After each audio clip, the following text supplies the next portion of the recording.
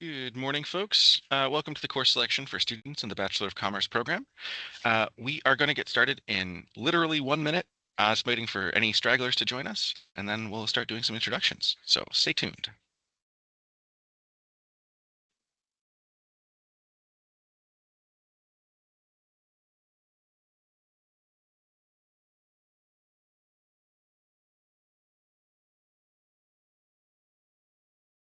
Alrighty, that's the minute, and let's get going. So before we start, this is the session for students starting in the Bachelor of Commerce. If that's you, you're in the right place. If it's not you, you can go to start@uofguelph.ca to find the program that you should be in. So hopefully you're in the right place. My name is Jack Fisher. I'll introduce myself in just a second. I'm the coordinator of orientation programs here in student experience at the University of Guelph. But I want to go over today's agenda with you so you know what you're in for, and then we'll go from there. So we're going to start with land acknowledgement, as we do many places on campus here at the University of Guelph. We'll go over some common terms for course selection for you, talk about the registration guide for new students, give you an overview of how to use WebAdvisor, our course application software. Then we'll talk about academic advising at U of G, course selection for transfer students, and any reminders for international students. Then we'll go over some FAQs before we have questions. But at any time, you are free to use the Q&A function in this town hall meeting. If you have questions, we've got some folks looking over that, and we'll introduce them to you in just a second. Okay. So as we get started, it is with great respect that we acknowledge that the University of Guelph resides on the traditional lands of the Haudenosaunee and Anishinaabe, and the treaty lands of the Mississaugas of the Credit. We would like to recognize that today, this gathering place is still home to many First Nations, Métis, and Inuit peoples, and acknowledging them reminds us that our relationship to this land, where we learn and grow, is ongoing and consistent. We share the land we're on, and this is true for everywhere across the world. With everybody else that's here, we only have one planet, and we need to make sure that we keep that planet healthy and functioning for the future generations that we hope come after us. Again, welcome. My name is Jack Fisher. I use he, him pronouns. I am the coordinator of orientation programs as part of the Department of Student Experience. We're here to help you transition into your first year in September 2026 at the University of Guelph. And joining me today from Student Experience and helping moderate the Q&A is Christina. So Christina, do you want to introduce yourself? Hello, everyone. My name is Christina Eisenbach. I use she, her pronouns. I'm the Leadership Education and Development Advisor. And like Jack, I'm also part of the Student Experience Department. I work closely with the START team. And I'm here to help you transition to U of G through orientation week and through lots of engagement opportunities beyond as well. So welcome. Thank you. Thanks, Christina. So at any time, if you have questions, feel free to toss them into that Q&A. We're going to be taking questions at the end, so don't worry if we haven't responded immediately, because we're going to give you all that good information first and hopefully answer some of the questions you have. Now, before we get going, I want to introduce you to the person who's actually the expert at all of the stuff we're going to be talking about today. Valerie is your academic advisor for this program. And Valerie, I'm going to hand you the microphone and feel free to take it away as we move through this session. Great. Hi, everybody. My name is Valerie Walker. I use she, her pronouns, and I'm with the BCOMM academic advising team. Our team has 5 people. There are 4 academic advisors. There's me, Kuljit, Candace, and Sarah, and then Lorraine is the academic advisor assistant. When you call the office, she's the one that you'll talk to first. Next slide. We're at McDonald Hall in room 106. And I want you to have a good look at this building because there's McDonald Hall, McDonald Institute, and McDonald Stewart Hall. And lots of times we have students who end up in the wrong building. So you want the building with the fountain out front if you're trying to find us. Next slide. Why would you come to see an academic advisor? We are more the policy side of what happens while you're here. So questions like, how do I change my major? I was sick during a final exam. I want to do exchange. Any of the things on those list, that's when you'd come to see an academic advisor. We also have people on campus called faculty advisors. They're more about the content specific questions about your majors. So, if you wanted to get a substitution for a course and you wanted to know if it met the requirements, you could talk to them. Or if you were really curious, if you said, I struggled with this aspect of course A, do you think I'm going to be well prepared for course B? That's your faculty advisor. So they're very content specific. Our office is more about policies and procedures. Okay, next slide. So course selection. I know the big thing everybody's wondering about is how do I get into my classes? Your date to register is Thursday, July 9th at 1 p.m. That's your course selection window. You will not be able to register until that time. That's when the window opens up for you. Your student ID is connected with that window, and that's when you can get in. That's when it starts. You have until September 18th to finish everything. We don't recommend you wait that long. We want you to try on the 9th if you can, but if you don't get in that day, you've got still a couple of months to do it. Now you can go into WebAdvisor and start planning. So you can actually put together your hoped for schedule by putting your courses into student planning. And then on the day of registration, when the window opens up, hopefully you can just click register and you'll get put into the courses that you want. So courses do fill up quickly, which is why we recommend that you start on July 9th around 1 o'clock or fairly soon thereafter. Be ready with second choices of same course, different time, or second choices, a different elective. Oh, so that time, 8 o'clock in the morning, don't worry about being in there at 8. You be in there at 1. Most course selection windows start at 8 o'clock. Yours starts at 1.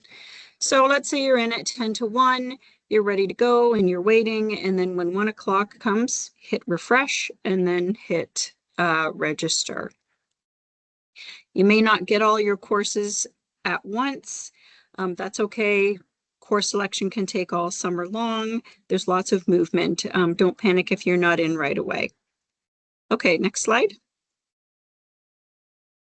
Common terms in course selection that you might not have heard before. So the course selection window we just talked about, your ID is connected with that window. Credits. So most courses are worth 0.5 credits. However, there are some that are worth 1.0, including Management 1000, which is a course that all of you are going to be taking. So because Management 1000 is worth 1.0, in your first semester, you're only going to take 4 classes because you're still going to be at the 2.5 credits. So you take Management 1000, which is worth 2 classes, plus 3 additional classes. Part-time students are those with fewer than 1.5, so 1 or 2 classes. Full-time students is 1.5 or more, so 3 classes or more. And this applies to your load, to OSAP, to international student loads, that kind of thing. Electives. There are 3 kinds of electives. We'll talk a little bit more about those because they're pretty important to your BCOMM degree. So I've got more details about those later. Okay, slide 11. Thanks. The undergraduate calendar. This is really more of a policy book than a calendar. It'll show you which classes you need in your schedule of studies. You are all in the 2026 calendar, and that is the same calendar you're going to be in until you graduate. It doesn't change year by year. You're always, always, always 2026. The schedule of dates has important dates like the last day of classes, reading week, the exam schedule, when your tuition is due, all of that kind of stuff. WebAdvisor is your student account, and it has a bit of everything. It's got some finances, it has your academics, it has planning and scheduling. Go in and poke around a bit. You're not going to break it. Become really familiar with it because you're going to spend a lot of time in there. Next slide. So the WebAdvisor tool, this is just an example of how your degree may be planned. And I've chosen the management major, but yours, if you're not a management major, it's going to look a little bit different. The green courses are the ones that are done. The yellow courses are the ones that you've got in your schedule, but you haven't taken yet. And the red ones are the ones that you still have left to complete. This is a tool. Sometimes it's not 100% accurate, especially if you add things like minors. So always, always, always follow the schedule of studies. That's like the absolute definitive list of courses that you need to take. And this tool can help you, but schedule of studies is what's most important. Next slide. New student registration guide for students. You got an email not too long ago with this link in it, and it gives you step-by-step instructions for how to register for your courses. And I want you to go in on your own time and have a look. There's a green bar where you can click the Bachelor of Commerce, and I've put in information there for every single new student, every single major. It's all written in there. Every major has a recipe. So let's go to the next slide. I'm going to show you what I mean by a recipe. So every semester, the schedule of studies shows you what to take. This one again is for management. It's just a sample. If you're in accounting, your recipe is going to be a little different. If you're in MEF, the recipe is going to be a little bit different. Follow the recipe, okay? We've designed this so that if you follow the recipe, you'll have every prerequisite for every course in the order that it's offered. And it also ensures that we have a balanced timetable. So we've made sure that you don't have too many hard courses one semester and then a much lighter semester. And the other thing we've done is balanced enrollment across all the majors. So not everybody takes accounting in the fall, because then we'd be overloaded with accounting students. So some take it in the fall, some take it in the winter. So please follow the recipe and stay on sequence is what we call it. So next slide. There's a video for how to use WebAdvisor. It's really designed for you to watch it while you're actually picking the courses in the tool. So I don't think it would be very useful for us to watch it right now, but I want you to know it exists. And next slide. There's a QR code for you to go back to show you how to create a plan in WebAdvisor. So if you want to screenshot that now and hang on to it, you can go back to it another time so that we're not sitting watching 15 minutes of video now. I would much rather spend time answering individual questions that you've got. So next slide. There's also a video to show you how to move from planning to actually registering. And same thing, next slide, there's a QR code for you to visit that particular video. So take a screenshot, know that they're there. Okay, next slide. If you don't remember anything else from this presentation, the next couple of slides are the most important thing for you to remember. Some courses have many sections. So a section is a unique group of students that take a class at a particular time. So you're all going to take accounting at some point.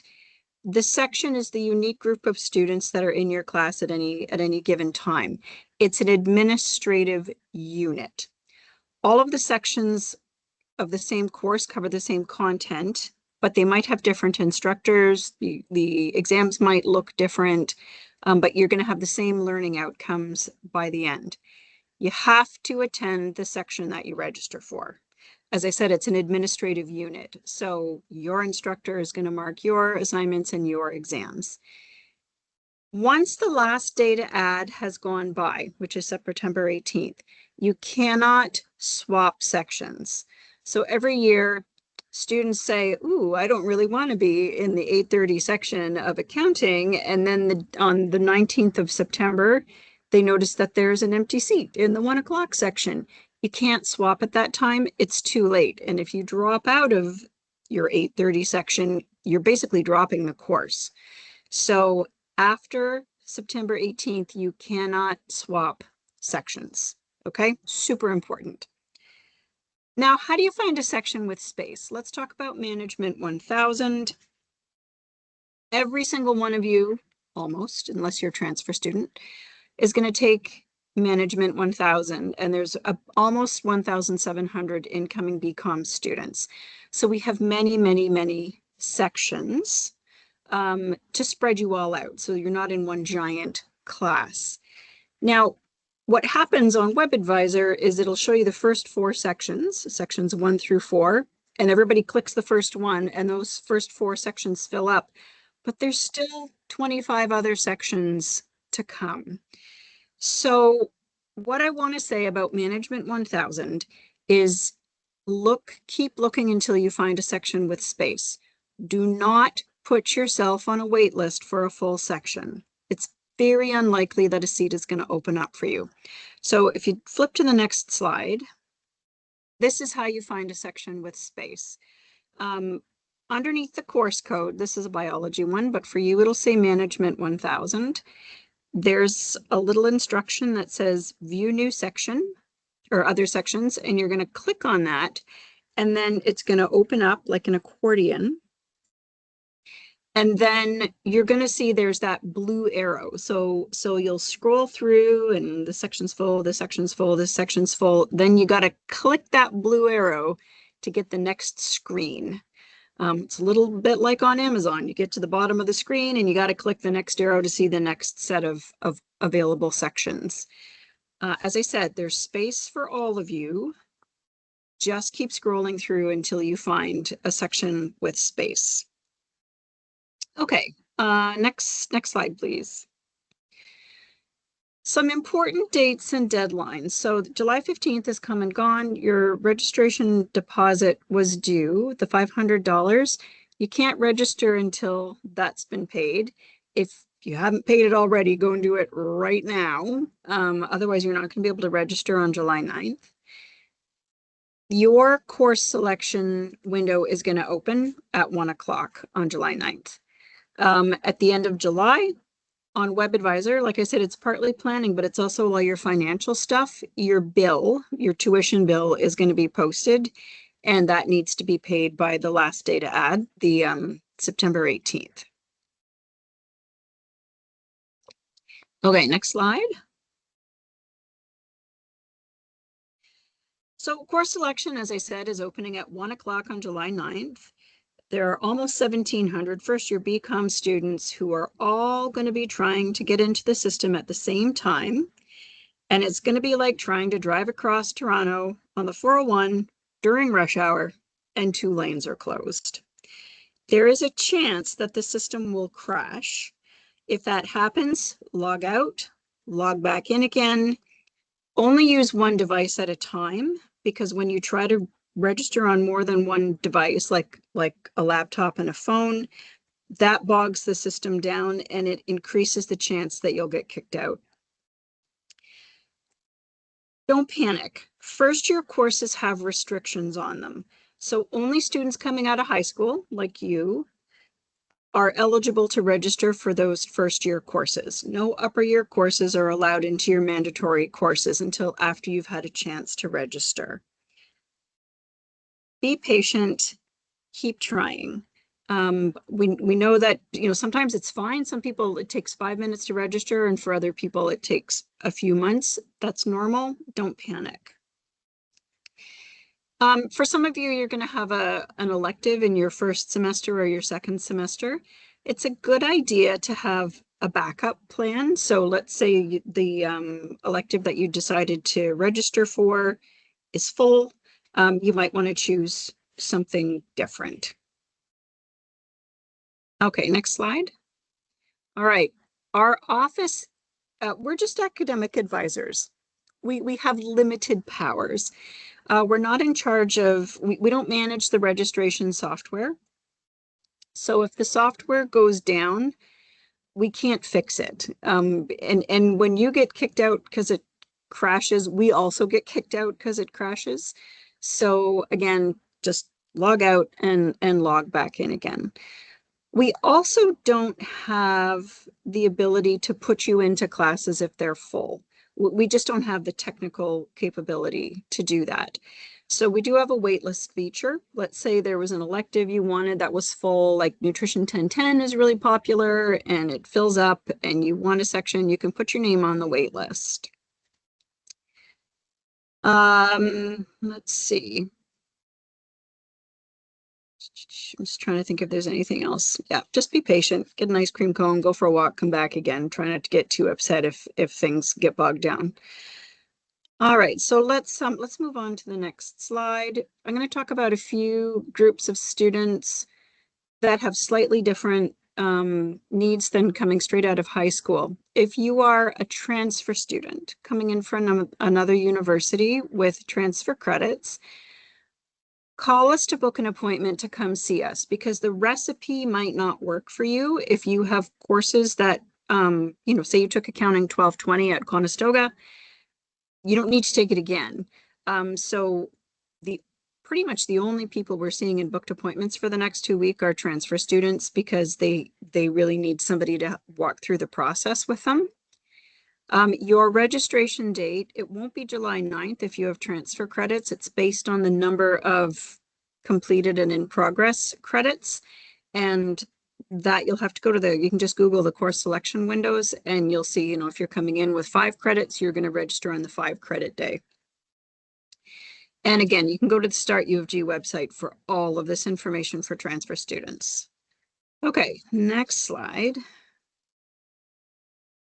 If you went to, in high school, if you did the IB program or AP, or if you're coming in from the UK or some of the Caribbean countries where they have the Cape credits, we don't do those transfer credits. Admissions does those transfer credits. So scan the QR code there if you're going to ask to have those applied. So if you did AP English in high school, once that credit has been earned and you've written the AP exam and you want that for university credit, visit the site that the QR code leads to. Okay, next slide. International students, we're happy to help with academic advising, but you also have your own international student advisors, because there's a lot more going on with, you know, international laws and that sort of thing. You might want to see your international student advisor if you can't have a full-time load, or if, you know, if there's a semester that you're not doing, if you're considering your student work permit, you really need to go see the international student advisors, because our office doesn't have the knowledge to give you the correct information. So if you are an international student, please scan that QR code now, take a minute, make sure you've got that contact information. Okay, next slide. All right, this is the second most important slide.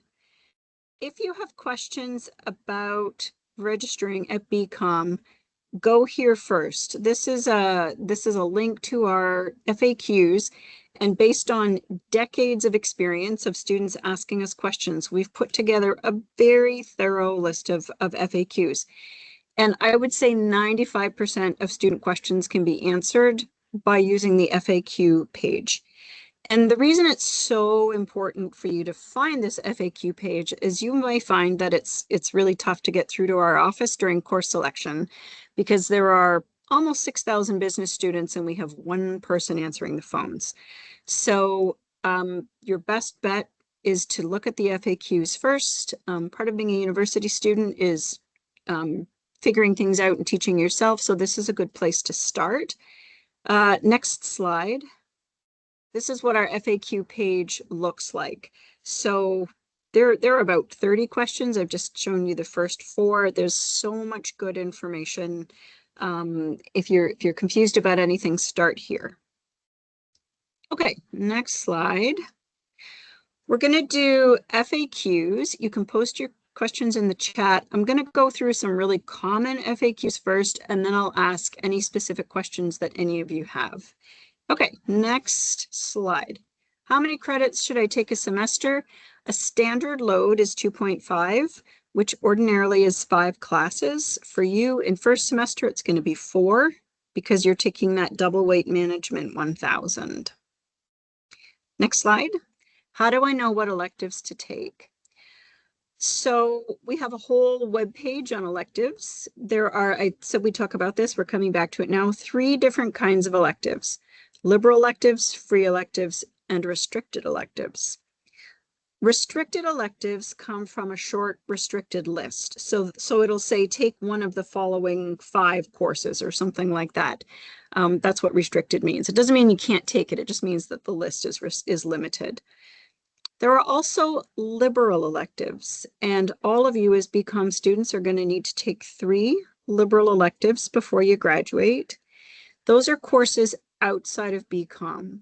So it's like a breadth requirement to broaden your horizons, to investigate, take things that aren't part of your major. So for you, it'll be things like history, geography, English, math, if you love math. We have lots of science courses for non-science students. One is called the physics of music. There's a honeybee research course. There's a bird watching course out at the Arboretum. There's any of those things that are not offered by BCOMM count as liberal electives.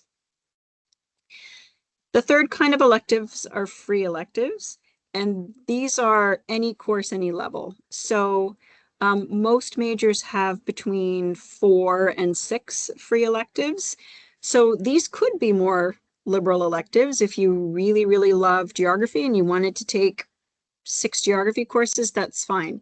But if you really love business, once your 3 liberal eds are done, you can take other business courses like an extra accounting course or an entrepreneurship course or a sales course.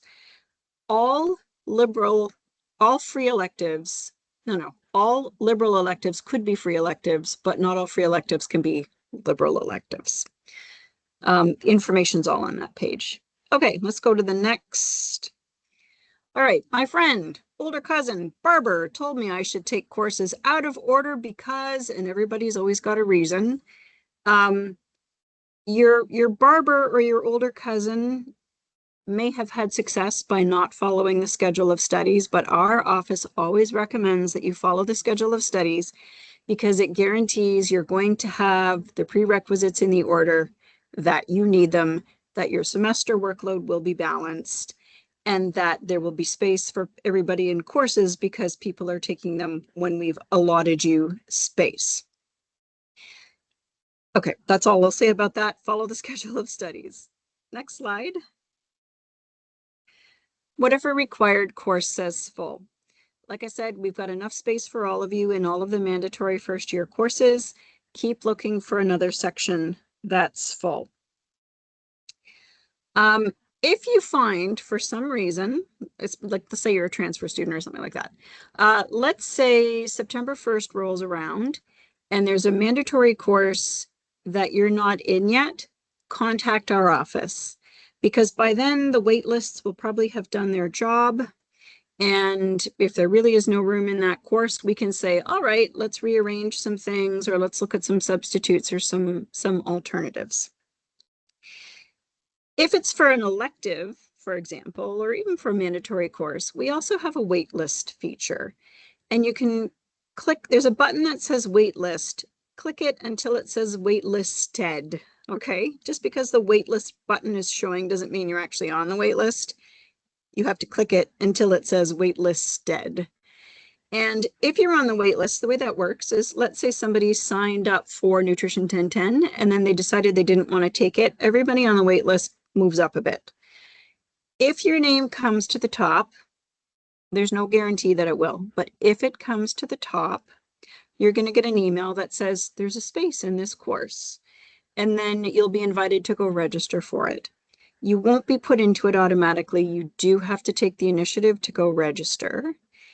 If you don't register by the time they give you, it's roughly 24 hours, your name comes off the top of the list and the person at number 2 moves to the top. So if you're on a wait list, keep an eye on your Griff mail, check it every 24 hours to see if you potentially have moved to the top. You have until September 18th to finalize your schedule. So again, you know, especially that first week of classes, people show up to Nutrition 1010. They're like, whoa, this isn't what I thought it was. And they may drop it and pick something else up. So we still do see movement right up until September 18th. Okay, next slide. Why is a course restricted? So the same way that we have limited Accounting 1220 and Econ 1050 to all of you, other departments have done the same thing for their first year students. So there are some courses you might look at something. A classic one is the Justice and Legal Studies 1000, and everyone says, that sounds amazing. I want to take that as my elective. And they try to register, and it says that it's restricted and that it's not open to you. Later in the summer, some restrictions will lift. So these are temporary restrictions, and that means we're giving everybody in the major first crack at those courses, and then you will find some restrictions will lift. There are other courses where the restriction never lifts. Those are permanent restrictions, and those courses are only designed for people in that particular major. So there's actually a website that lists all the restrictions. You can keep an eye on that, and you can see whether it's a permanent or a temporary restriction, because there's no point waiting to get into Justice and Legal Studies 1000, because you're never going to get in because you're not in the major. So you got to have a backup plan. All right, I think we've got one more before I go over to you. Can I do my whole degree online? No. The only major we have that's 100% online is the Sport and Event Management online. For all other degrees, some courses are offered online, but you will not be able to finish your degree at a distance. Most fourth year courses are in person, and you can expect to have in-person courses every single semester. So sometimes you can choose DE, but sometimes there is no DE is distance education. Sometimes there is no distance ed option. So expect to be here for the 4 years that you're doing your degree. All right. All right, thank you so much, Valerie, for answering all those questions, for all that information. It was a ton of stuff, and that's super good. If you have any questions outside of academic advising, academic questions, obviously this is why we're here today. You can email us at start@uofguelph.ca for that's anything orientation-based, getting involved on campus, all of the other fun stuff that's offered at the University of Guelph. But we do, I think, have some questions in the chat. So I'm going to turn this over to Christina. Christina, if you want to highlight some of the questions that have been asked in the Q&A, Valerie, maybe we need some more answers from you. Sure. Yeah, it looks like we've got about 8 great questions here. First one is, how should I plan my courses if my major is undeclared?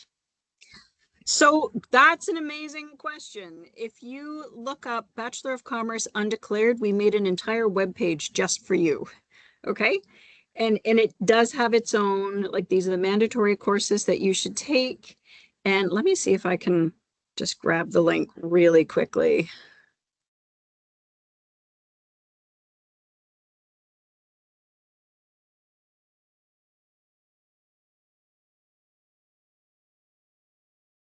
Okay, I'm going to put it in, where should I put it? Right at the very bottom there?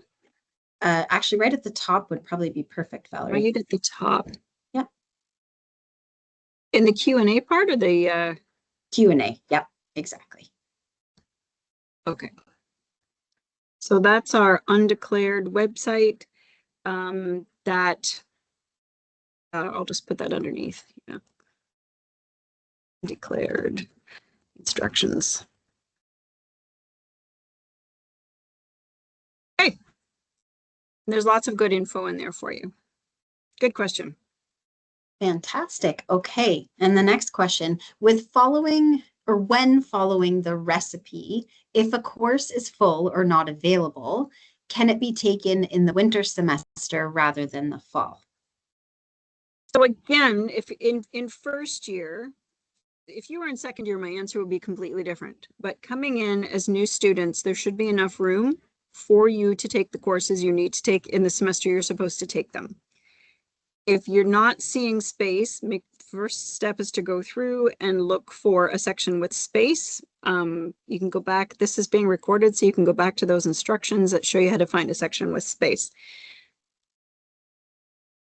If you really can't get in, contact our office, because that indicates that there's a problem with scheduling, okay? And then we can talk to you on a case-by-case basis. Sometimes it might be okay to flip them. Sometimes it's not going to be okay. So I don't want to give a blanket yes or no. These answers are nuanced, and that's part of why we're here. Fantastic. Thank you. We're getting lots of new questions coming in, so I'm going to take them sort of in order that we've received them. Next one, before registering for courses, can we see when the exam date is so our exams don't overlap?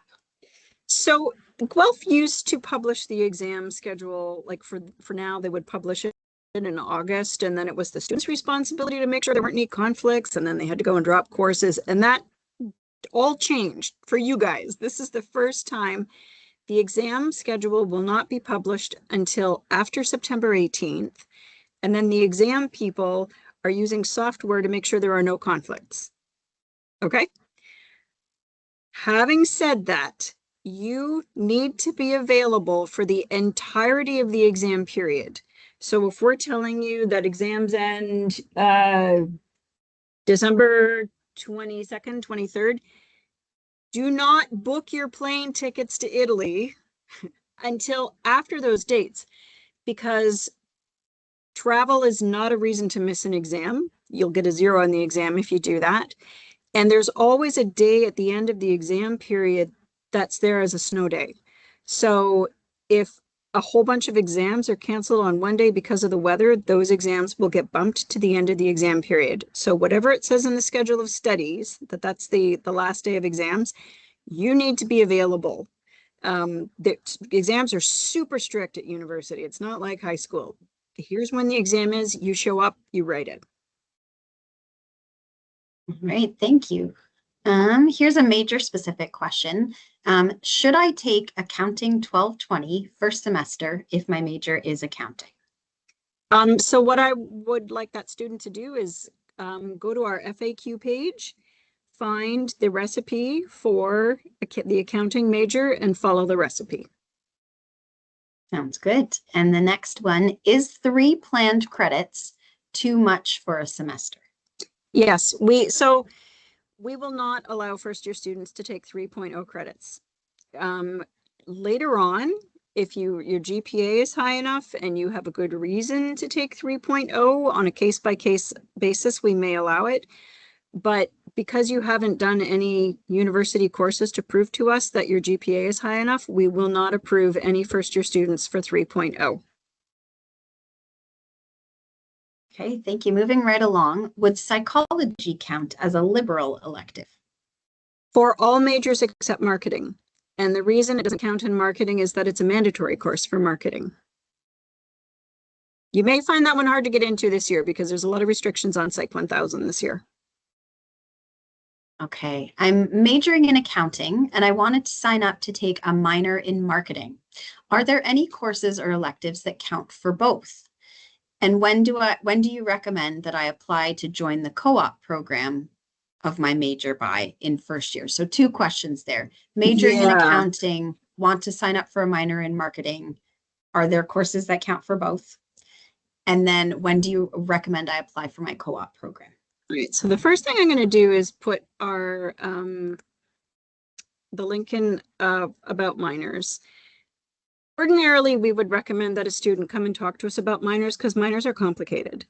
And the answer is yes, there will be some overlap between an accounting major and a marketing minor, but there's a maximum number of overlapping credits.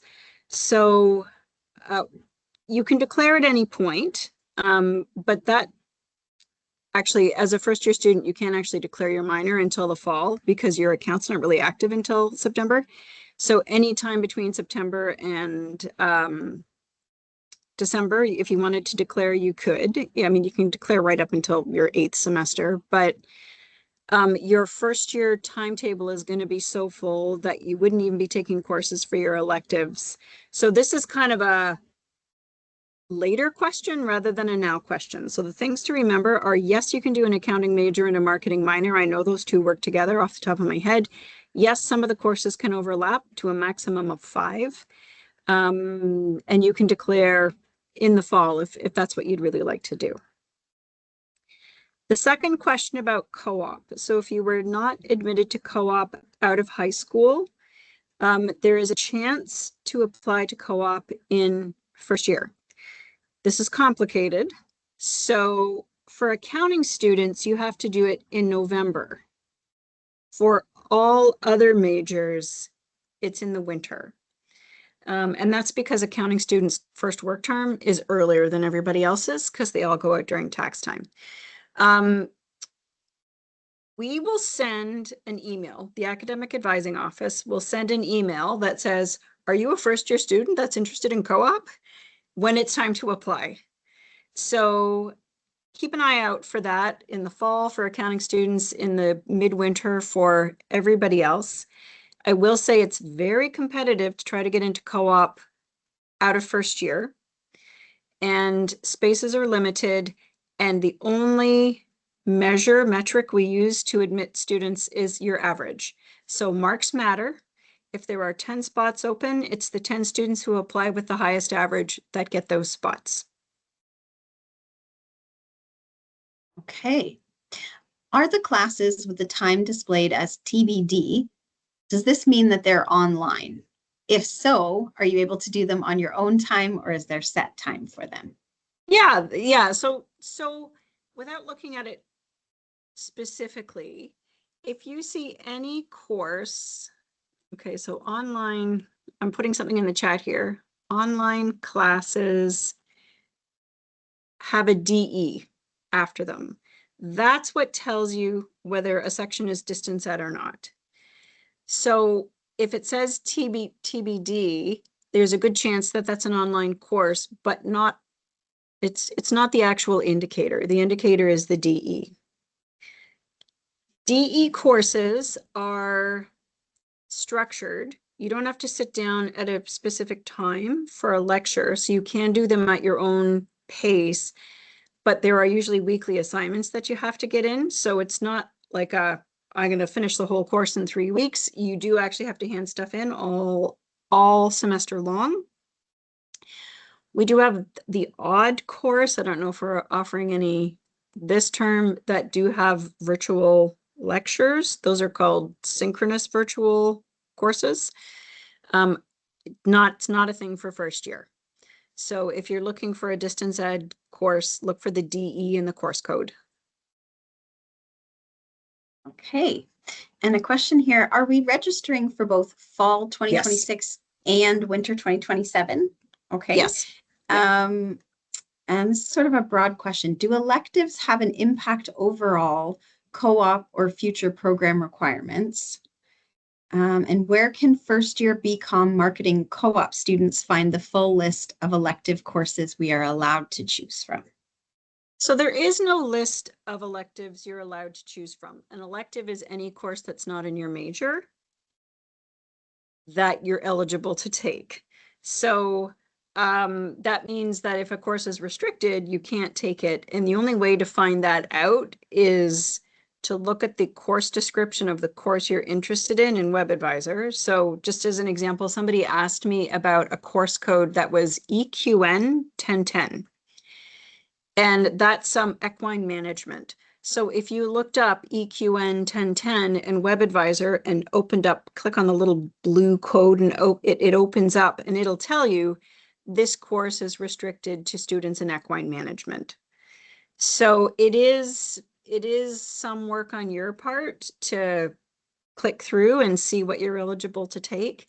Our office is not allowed to recommend specific electives.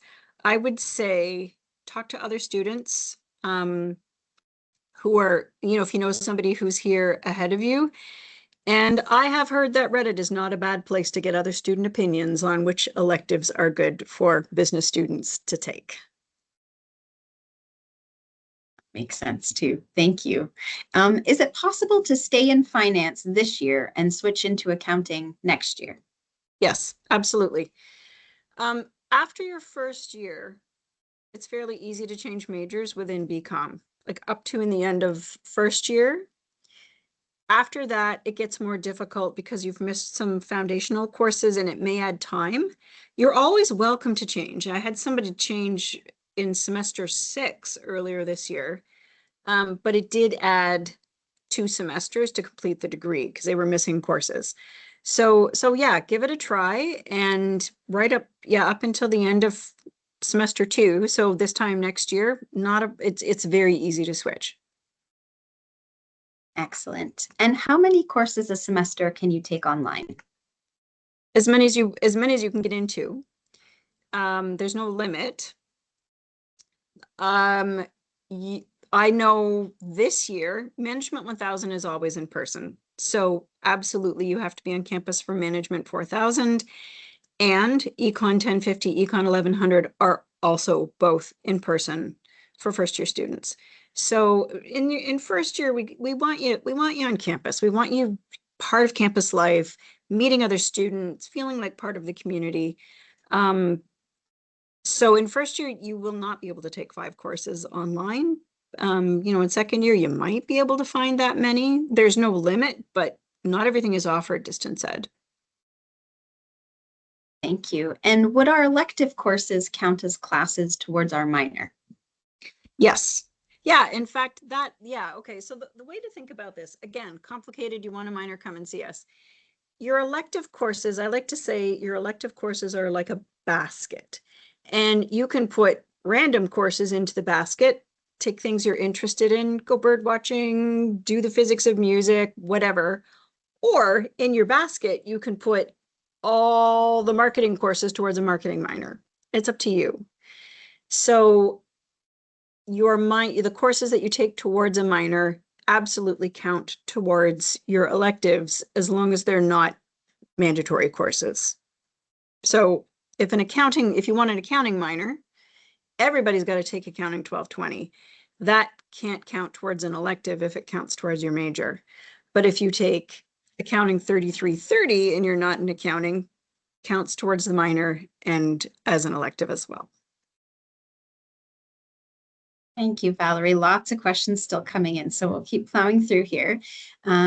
Zachary asks, when I register for my courses and 2 are yellow in color, does that mean I got into the ones that are green and I only need to switch out new sections or electives for the yellow ones, or does it mean my whole schedule is not registered?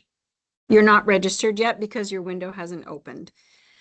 So the green ones you shouldn't have anything green yet. Everything should be yellow for planned. Because nobody here is in a course yet because registration hasn't started. Generally, green means that you've taken it and you've passed it. Yellow, or that you're in it in the middle of classes. Yellow means that you've put it into your plan maybe for semester 3. And red means that you haven't started or planned it yet. Okay. Is it possible to add the courses we want to take to our calendar with the times of day we want to take them before the 9th? Yeah, and that's what we recommend. So when you choose a course, I keep going back to accounting. You choose accounting and there's maybe 5 different sections. You click on the time that you want, and the planning tool actually creates a calendar for you. It's a 5-day calendar with all the different times on it, and your courses will populate in the calendar so you can see when stuff is.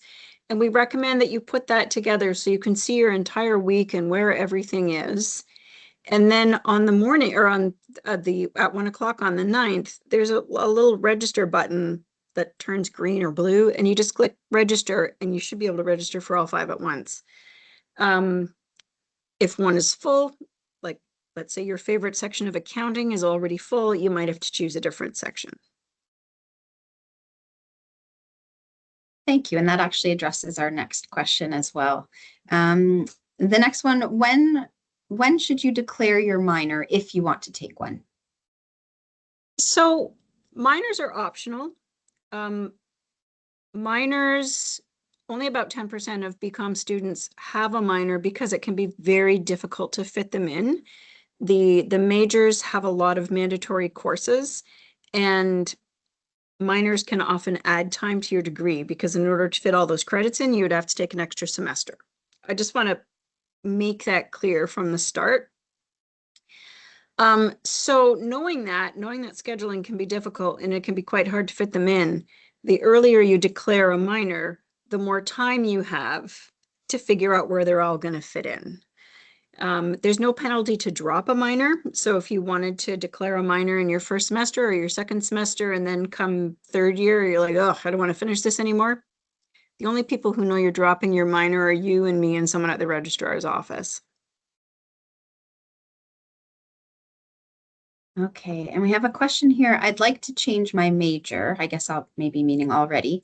Do I register for the classes related to the major I want to change into, or the one that I'm currently enrolled for? So what I would say, this question has a couple of levels. You can't switch into SPMT. You can't switch into sport and event management. It's a limited enrollment major. You also have to be careful of your grade 12 math requirements. So some majors require, most of them require that you have 2 grade 12 math. If you don't have both grade 12 math and you want to switch majors, you may not be allowed to until you finish Math 1030. So just know that those are things to think about. For the vast majority of you, you can't change your major until classes start in September because of the way the registration system works. You're not active until courses start in September. So you can officially change then. Email our office, we'll send you the instructions. If you are 100% sure that you've got the math requirements to change, and you're 100% sure that you want to change, like if you want to change from MEF into accounting, you can do that, but it has to be in September. There was another part of that question that I've forgotten now. What was it? Or is that everything? That was most of it. Okay. It just says, do I register for the classes related to Oh, the that was major it. Yeah, I'm register. in? Yeah. Register for the new major, not for the one you're going to switch out of. Yeah. Fantastic. Okay, thank you. Will classes currently showing as meeting time TBD have days and times showing by July the 9th? Not if they're distance ed. And so if you're seeing TBD, go in and check to see if the DE is in the section.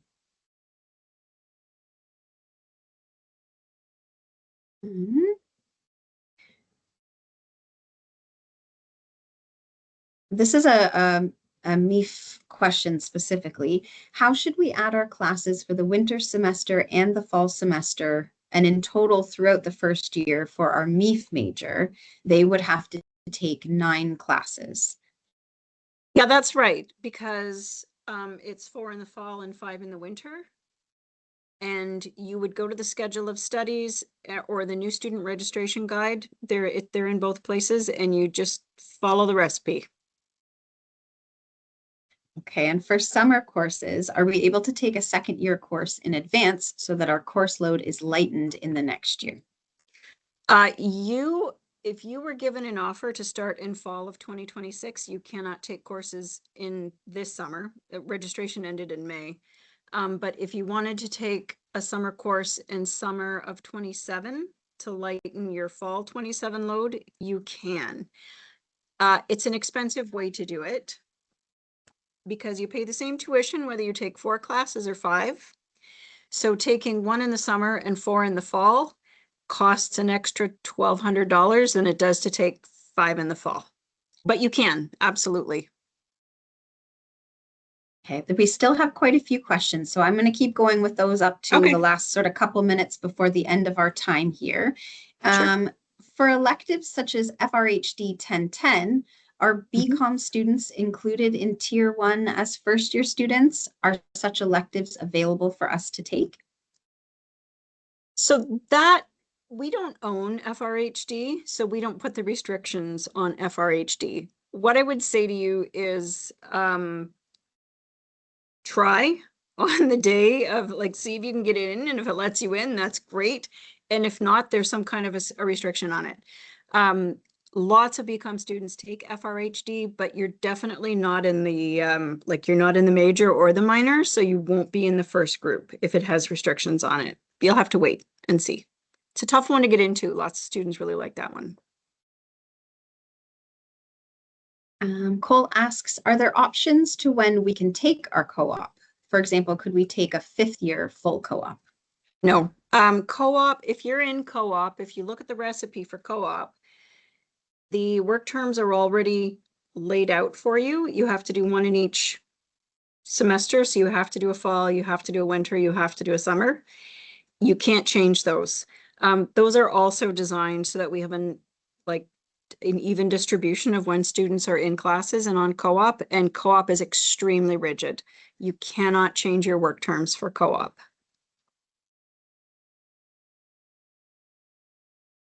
Okay, what things are needed to prepare for the first co-op term? So that's actually a co-op question, and we're not the co-op experts. The co-op people are the co-op experts. But what I will say to you, if you're in co-op, is you're going to take a course called Co-op 1100 that's going to give you everything you need to know.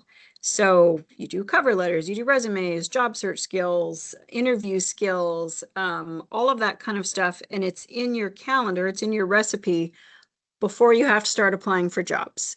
So I don't want you to panic. There's lots of supports to get you ready for your first work term.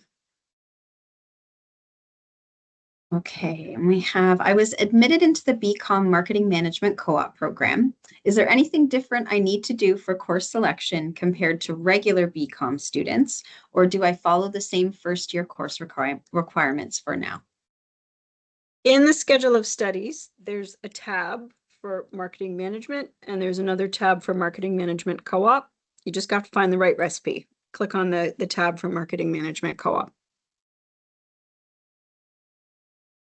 And this is a great question. I'm doing a Bachelor of Commerce major, undeclared, for first year. Are there resources that can help me decide what my major should be? Yeah, if you look at that, I posted the link for the undeclared page. There's actually a whole section there on how do I pick my major. And so read through that, and then you can also call us, let's say February, if you want more guidance, and book an appointment, and we'll sit down and chat with you about that too. Okay, and I think we'll do one more question, and then I'll probably pass it back to Jack for some closing comments and contact information. When would the latest date be to change our major? There is no end date. If you're willing to stay for an extra 2, 3, 4 semesters, you can change your major right up until semester 8. It's easiest to do it by the end of semester 2, still fairly possible by the end of 3. By the time you get to semester 4, you're going to be adding time to the degree. Okay, and back to you, Jack. Thank you very much, Valerie. Alrighty, thank you, Valerie. Thank you, Christina. That's all we've got for you today, folks. If you have more questions or anything lingering that hasn't been already answered in the chat function in the comments, feel free to book a meeting with an academic advisor, and I'm sure they would be more than happy to continue answering questions for you. It probably won't be a full hour, might be, depending what your questions are. So all that information is online. You can go find that. If you have more questions about how to access that, again, you can always contact us at start@uoguelph.ca, and we can point you in the right direction. But that's all we've got for today. So thank you for joining us. Thank you for asking all those wonderful questions. And thank you to Valerie for answering all of these questions this hour. Have a great rest of your summer and good luck on course selection. Bye, folks.